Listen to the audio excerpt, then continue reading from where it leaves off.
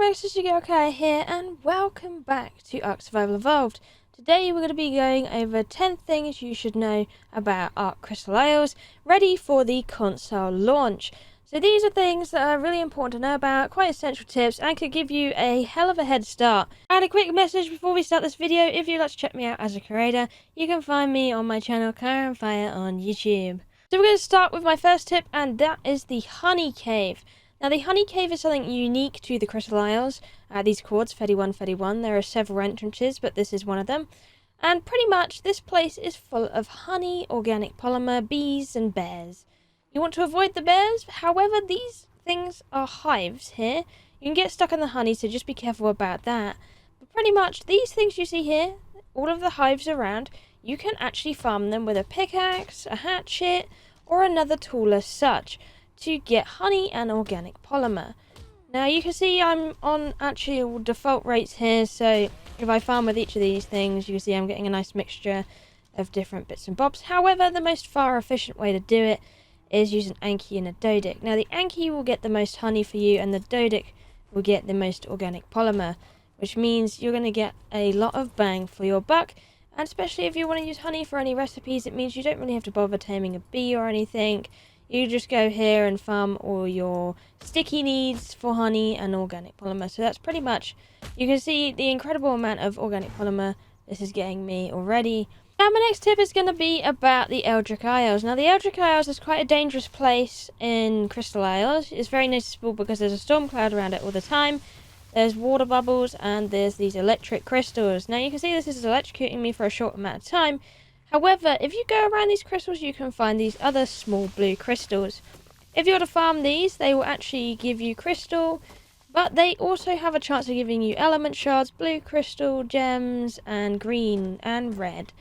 So if you farm these, it's a good source of element shards and a good source of all those gems that you may need. And of course, crystal.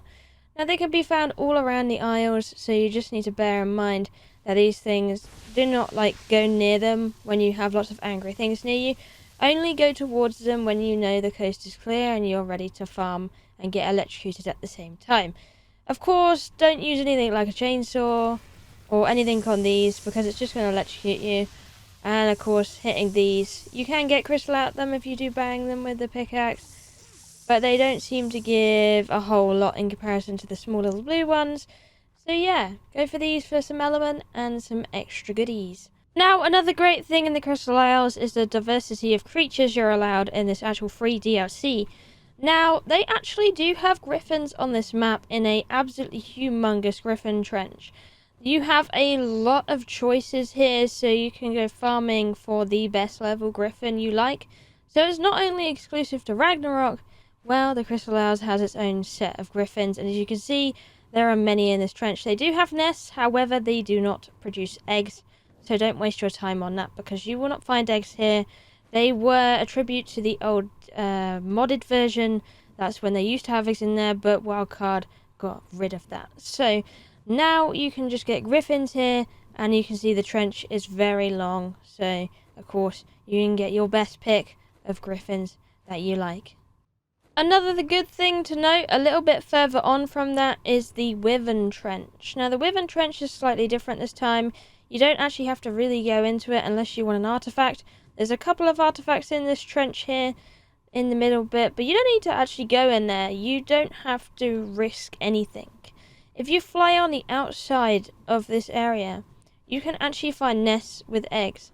So if you wanted to tame the dragons here, the crystal dragons, with their new special powers, well, you actually can do that pretty easily without much hassle. So we're coming up to one now. Right here on my GPS cord, you can see an egg in there. You can get all 3 types of dragon in here as well. You cannot tame the special crystal-headed ones, the Hears.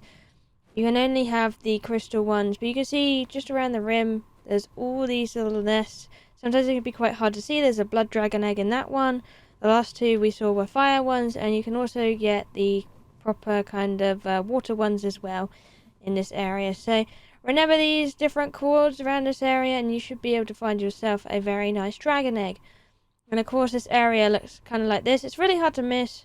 It's quite obvious where the trench is on this map. So you got this massive platoon of all of these outcrops, and of course you're looking for the middle level is where the eggs are. Now our next place is the bog, where you can find these rotten corpses that you want to be careful of. Now it's usually the ones that have fly sound effects that you really want to be careful of, but pretty much what these are is little things that produce poop and rotten meat and sometimes a bit of mushroom, and you do have to be careful of them. I thought I would give you a heads up on these because these can give you something called bog stank, which pretty much will give you a lot of torpor. So it might be good for like trolling a friend or something, but you can see there's some nice free spoiled meat and some poop if you really want. This corpse here actually makes fly noises, and now I have the effect bog stank. You feel disgusting for 10 seconds. That is actually going to raise my torpidity and is very, very dangerous around here. So you might want to be careful. If you do want to farm these, you can, but just beware of the mighty bog stank that also comes with it. Now with the crystal owls, like I was saying before, the animal diversity is actually really good. And here you can see there is actually a crab. Now if you come up to the top sky islands, you can actually find crabs on the top bit by the crystal volcano. They are absolutely situated around here. As you see, there is one now, but all around in this river you can find crabs and go and tame them. So they do have quite a lot of things from different DLCs, like Aberration, there's another one, and they will have all these different creatures around. So if you were missing the crabs from Aberration but you don't like the caves, well, Crystal Isles has that all for you. Or perhaps you don't even own the Aberration DLC, but you can get a pretty good taste of it in this one anyway. So that is one great thing that they've added. So all along this river, keep an eye out. It's an absolutely massive river by the Crystal Volcano on the very top of the map. My next tip is about all the gas vein deposits on this map. Now there's some scattered across, but by far one of the best areas for it is actually in the lake. So they're not just on the land this time, they are actually in the lake now. And if you were to get a gas collector out and you just swim across, you can see all of these gas veins along here that you can use. And when you find a proper one, it will snap to it. So you got some of these. Gas balls can be produced in the water as well, so it's good to keep an eye on those. But you can see there is a bunch of veins that you can see within the water. Now there are some piranhas, so you do need to be careful. However, you can get quite a lot of gas here, which makes it very handy to know about this location. So definitely I recommend looking it up. It's near the green obelisk on these coordinates. Another thing to know about this map is artifacts are really easy to get. So if you want to farm element, well, all you need to do is get an army ready. The artifacts is not a problem at all. Now, you only really have trouble with going to get them. It will take a little bit of time, but it won't cost you anything. It just requires you to go to different places. Maybe you'll need a water creature sometimes. Maybe you won't. But pretty much they're all pretty easy to get. They're mostly out in the open, such as this one here at the bottom of a waterfall. Completely unprotected, and you can just go and grab it. And that's pretty much how most of the artifacts are on this map. Now there is one that you have to travel down a big water chute to go and get in the honey cave as well, but literally there's nothing there. And there can be some element ore in there as well, so you might as well get the artifact and farm some element while you're there as well. So that's really handy. But pretty much, if you want to get element easy, this is definitely the map to do it. 100%. You will have a great time having a tech base here because of the resources are so ready available, and of course the artifacts as well. You can check out my guides on the alpha, beta and gamma dragons requirements to see how easy it is to get all of those artifacts, each and every location and everything else you need as requirements to get that element farm going on. My next tip about this map is actually about deep sea loot crates. Now those fanatics that like to go down in the bottom of the ocean, maybe on the land as well, to go and find those precious loot crates with many good things. Well, the Crystal Isles is quite a unique one when it actually comes to deep sea loot crates, being as they're not actually that deep really when you look at all the locations you can get one. You can see on this map it's absolutely crazy for those locations. So there are many locations on this map to look at, some on land, some on shallow water. But if you really like deep sea loot crates, then this is definitely a great map to do it on. And another thing to notice is you don't really need to go around the bottom of the island to get them. You probably want to focus most of your time in the top of the island to actually go and find them instead of the lower down locations. So there are plenty of spots on the map to definitely go and obtain these deep sea loot crates, and hopefully you find the place where they are. But it does make it a little bit easier to go and get them, since of course they're in the shallows and on the land. Not of all of them are in the deep water, which is a hell of a difference from other maps. Now my last tip on this map is actually to do with charge nodes. Now yes, they are actually on this map, they are very scarce, but one of the best places to find a couple is actually in the blue obelisk.